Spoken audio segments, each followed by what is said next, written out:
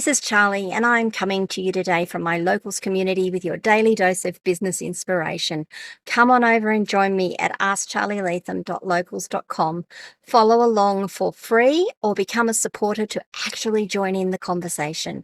To be a supporter costs $2 US per month. That ensures we aren't hit by spammers and trolls, but it also helps it also helps me to keep creating this type of content, my podcasts, my tutorials. Now, let's get on with today's daily dose of business inspiration. I tend to batch things in case you haven't seen. And the other day I was speaking, or yesterday, in fact, I spoke about having the difficult conversations.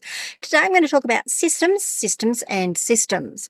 I love systems. They help us keep things running. They help things flow through our business, and hopefully, eventually, they allow us as the business owner to step back and let our staff do what they do best. Now, what do I mean by systems? I mean the tools and the applications that you use, the processes and procedures. I will cover those tomorrow, but the tools and the applications that you use to let your workflow occur.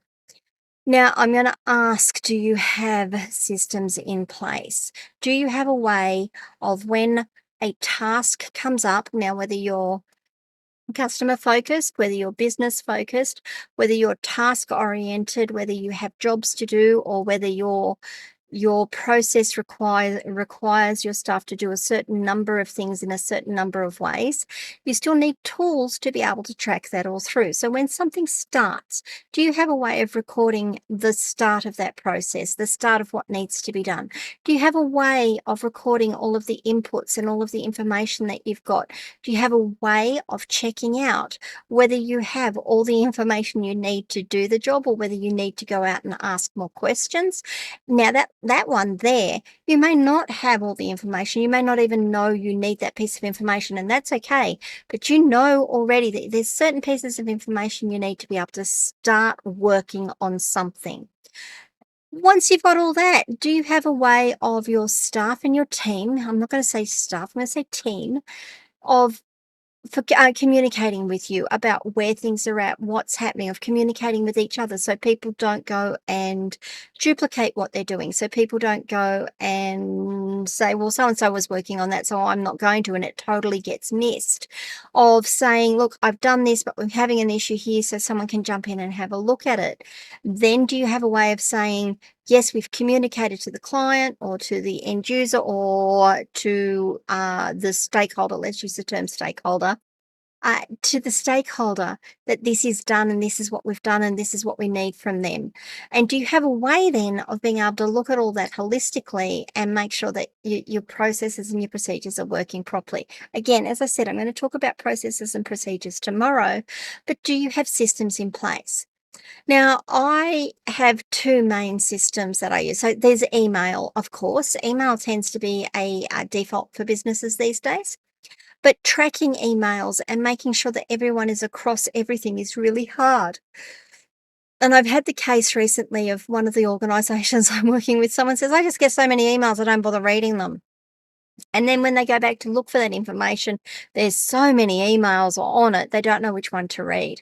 So emails are great and they are needed, but perhaps a way of putting all of that information together where someone can just go through and scan it. So a help desk or a ticketing system or a support system is a good way of doing it. Now, I use Zoho Desk for mine, but there are a number of good help desk type systems out there. On top of the help desk system, I have started using a CRM, a customer relationship management system. Now, it's Zoho CRM. It's a great little system. It suits my size of the business. It will suit it up to a really large size, actually, and then I might need to look at something else.